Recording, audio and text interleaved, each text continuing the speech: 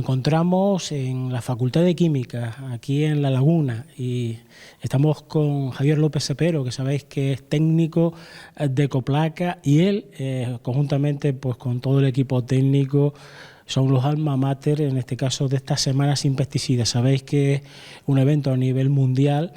Vamos a hablar con él y un poco que nos comente en qué consiste estas jornadas, unas jornadas que se realizan cada año. Javier, buenos días. ¿Qué tal? Buenos días. Bueno, ¿en qué consiste en esta semana? En principio comenzó como una iniciativa de una serie de asociaciones francesas para mostrar a la sociedad dos cosas. Primero, los peligros que tenían los pesticidas y, en segundo lugar, las alternativas que había a su uso, ¿no? Bueno, en un momento dado nos enteramos en Ecoplaca de que existía esta iniciativa y nos quisimos sumar. Esto comenzó en el año 2014 con una pequeña reunión que hicimos en Ecoplaca buscando alternativas al control de cada plaga sin el uso de pesticidas. Llamamos a especialistas en cada una de las plagas para que nos contase, gente del ICIA, de los cabildos, de la universidad. Luego, en 2015, contactamos con Joaquín Araujo, que vino a Tenerife a dar una charla específicamente para esto, que también se cubrió con el programa de ustedes. ¿En Santa Cruz? Efectivamente, en el Círculo de Bellas Artes. En 2016 hicimos una visita de técnicos a una finca de permacultura, a la finca El Mato Tinto, un poco para reflexionar cómo es posible que aquella gente cultivara sin pesticidas y ver cómo podíamos aplicar lo que se pudiera a la platanera. Y el año pasado lo que hicimos fue traer a un especialista en abejas, que nos contó Pepe Orantes, los peligros de los plaguicidas para las abejas y otros polinizadores en la Casa del Vino. Entonces este año pues le hemos dado una vuelta de tuerca y tenemos a dos especialistas que nos van a hablar, por un lado, de los peligros de los pesticidas en las personas, especialmente en la población infantil, y por otro lado, en el medio ambiente, especialmente focalizado en el tema de las aves. Raúl, que él va a ser el primer conferenciante, es que es médico pediatra, es una persona conocida por nuestro programa y un gran investigador también, ¿no? Sí, vamos, Raúl Cabrera es una referencia, forma parte del grupo de investigadores que está preocupado por los efectos de los pesticidas en las personas. Trabaja conjuntamente con el equipo de la Universidad de Las Palmas, con Octavio Pérez Luzardo, Luis Domínguez Boada, Manolo Zumbado y todo este equipo. Y nos sirve un poco para resaltar el triángulo que siempre intentamos resaltar en el tema de los pesticidas. La labor nuestra como técnicos, cada vez que nos dirigimos tanto a los agricultores como a los técnicos que trabajan en las cooperativas, siempre intentamos resaltar un triángulo. O sea, un triángulo en el sentido de que el trabajo que haces en la finca va a tener efecto, por un lado, sobre el medio ambiente. Pero no queremos que sea una cosa abstracta. O sea, pensamos en que esa sulfatada que estás dando va a tener efectos negativos sobre esas abejas que están pasando por allí, o que vas a contaminar, si haces las cosas mal, un acuífero que está allí debajo y del cual luego vas a sacar agua. Entonces, bueno, queremos concretarlo, ¿no? También el efecto es negativo sobre las personas, o puede ser negativo sobre las personas que se comen el producto. O sea, a mí me gusta focalizarlo y pienso todos los días pues, en una persona que va al Carrefour de Pontevedra a comprar nuestro plátano. Entonces, esa persona que compra ese plátano tiene el derecho de saber que ese plátano se ha cultivado de una forma sana y que no va a tener efectos negativos sobre su salud. Y luego también es importante, el efecto sobre el propio agricultor. O sea, que el agricultor o el operador que está dando un tratamiento sepa que está tratando con determinado producto que a lo mejor en la ficha de seguridad dice que es carcinogénico tipo 2. Entonces, bueno, que si no se protege adecuadamente él mismo, a pesar de que sí, que los trajes dan calor, de que con las gafas se empaña y no se ve, pero bueno, hay una serie de connotaciones que tiene el mal uso de los equipos de protección o el mal uso de los propios productos que va a repercutir sobre su salud, ¿no? Entonces, siempre jugamos con ese triángulo, medio ambiente, la persona que se come el plátano y la persona que aplica el tratamiento. Y eso es un poco lo que intentamos transmitir. Por otra parte, quisiera comentaros también que desde el Servicio Técnico de Ecoplaca se transmite a todos los agricultores, también a la sociedad, bueno, lo que él acaba de explicar. Pero este proceso no es un proceso drástico. Como bien nos ha dicho Javier López Cepero en múltiples ocasiones, es un paso a paso de conciencia y de trabajo, ¿no? Sí, bueno, llevamos mucho tiempo ya con actividades como esta de difusión, con el tema de la agenda de Ecoplaca, que también desde 2006 llega a disposición de todos los agricultores de Ecoplaca con información de este tipo. tenemos una lista de correo también difundiendo un montón de noticias de estas, y yo creo que siempre el trabajo que hacemos en Coplaca es casi un 60-70% de difusión o de información, y a lo mejor un 20, un 30 ya de auditoría pura y dura con sanción en su caso, ¿no?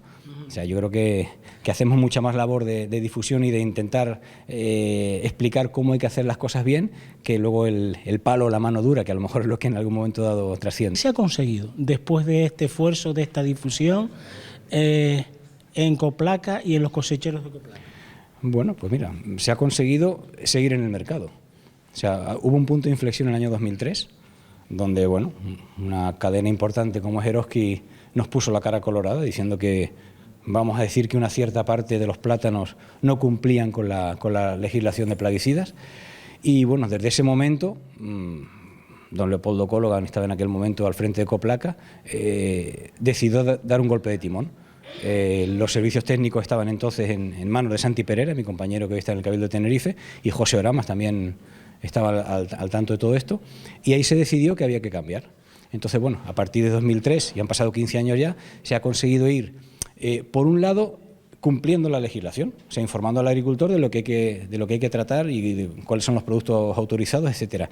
Pero luego, por otro lado, se ha trabajado en paralelo en la generación de alternativas. O sea, hay un altísimo porcentaje de situaciones en las cuales no es necesario utilizar plaguicidas. Entonces, bueno, la labor del técnico de Coplaca o de las cooperativas de Coplaca es colaborar con el agricultor en que siempre que sea posible eliminar una plaga sin el uso de pesticidas, se haga.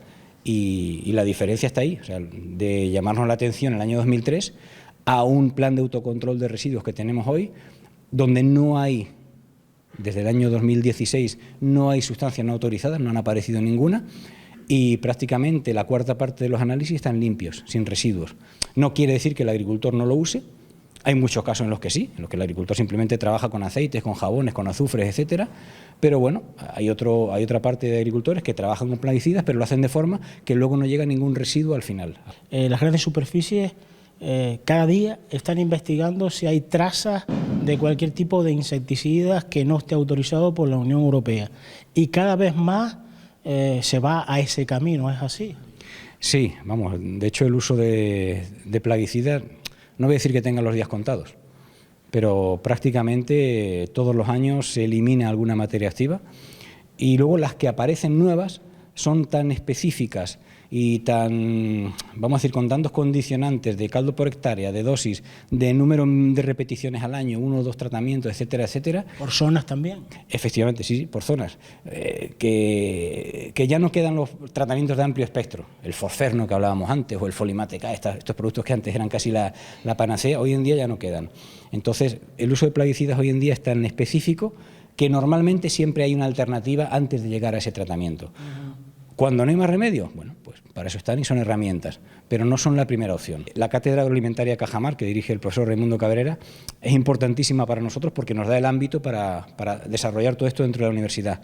Las 2 charlas de hoy van a ser, en primer lugar, bueno, o en segundo lugar, no sé, ya ellos se pondrán de acuerdo, Raúl Cabrera, que nos va a hablar de los plaguicidas en las personas, y luego Yarsi Acosta, que es el delegado de SEO BirdLife, que es la asociación un poco que trabaja todo el tema de las aves, nos va a hablar de las actividades que han tenido ellos en relación a plaguicidas y aves, que también desde el punto de vista del agricultor es importante saber cómo hacer las cosas para no perjudicar a la fauna, en este caso a las aves. He ido descubriendo, he ido leyendo diferentes cosas y pues tengo pues un compromiso en intentar divulgar eso a la sociedad, ¿no? Yo me conformo esta tarde con que si ustedes tienen el interés y se meten en Medline y ponen exposición a pesticidas en niños, verán que puede haber 1000 artículos en los últimos 2 años, ¿no? Solo en niños, igual porque nos da más miedo y por eso investigamos más en los niños. Y eso pues la población general no lo sabe, ¿no? Y eso hay que difundirlo, porque para uno elegir, primero pues tiene que saber la información.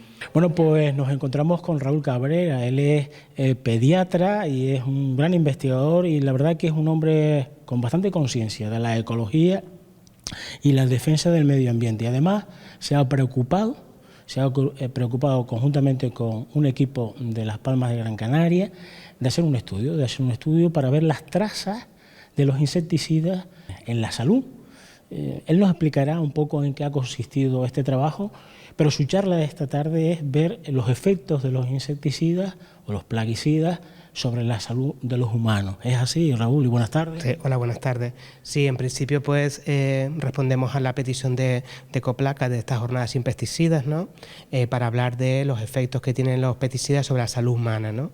La salud humana en toda la cadena, desde el productor, ¿no? Y también al consumidor final, porque realmente esos residuos de pesticidas pues están presentes en todo momento y pues nos afectan a todos, ¿no? Tanto al que produce la fruta como también al que la consume finalmente, ¿no? Especialmente a los niños por sus características fisiológicas, pero bueno, también a los adultos, ¿no? Y un poco repasamos pues todas esas afecciones, ¿no?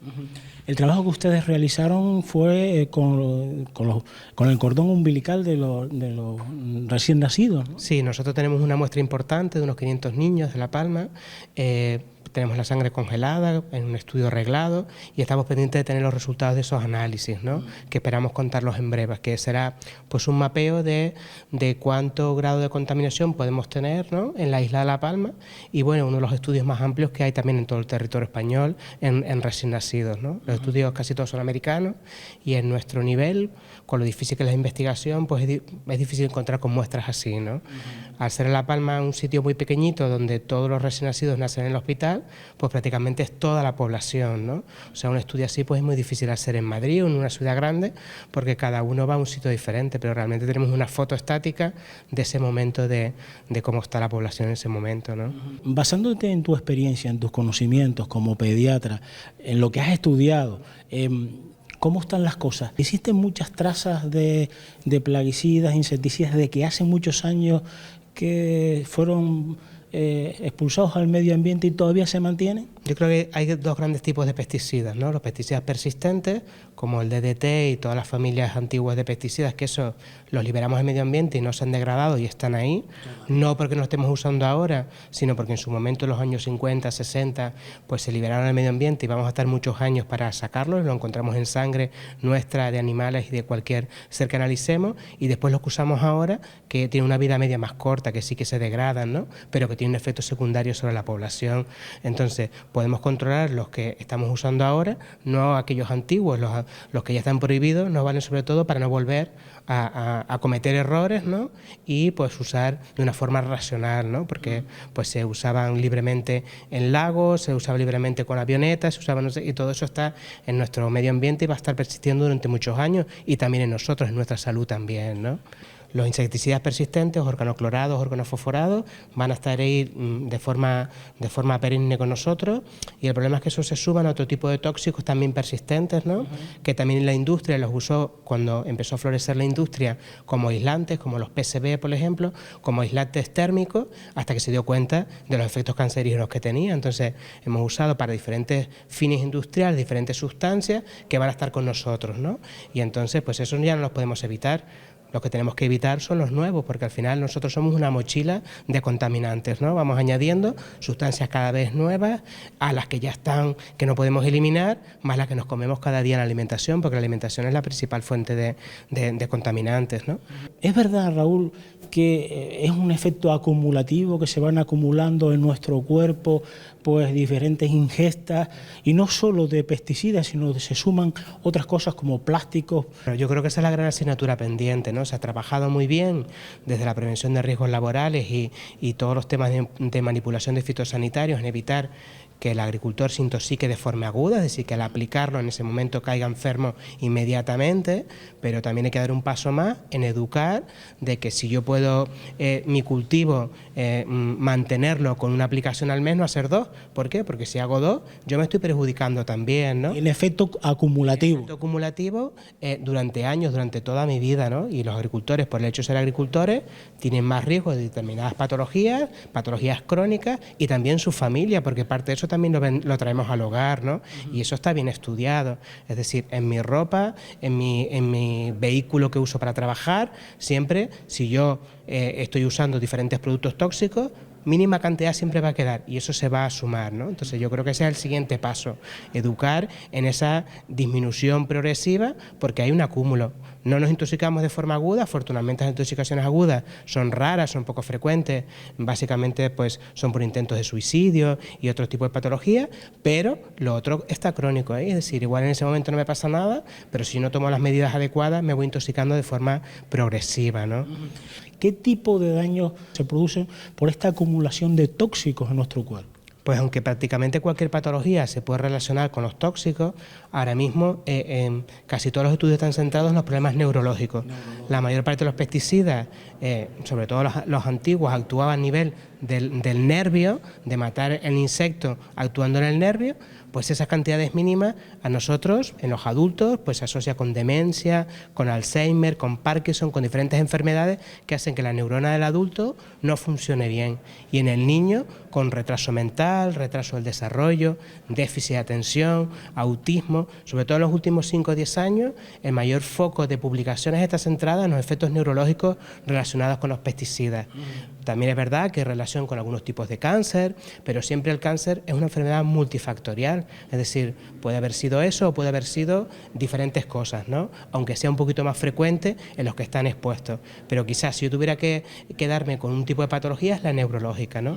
La neurológica es pues una de las que hacen que, por ejemplo, el clopirifos que se ha usado extensamente, pues en breve ya sea eliminado del mercado, ¿no? Por los graves efectos neurológicos que provoca, ¿no?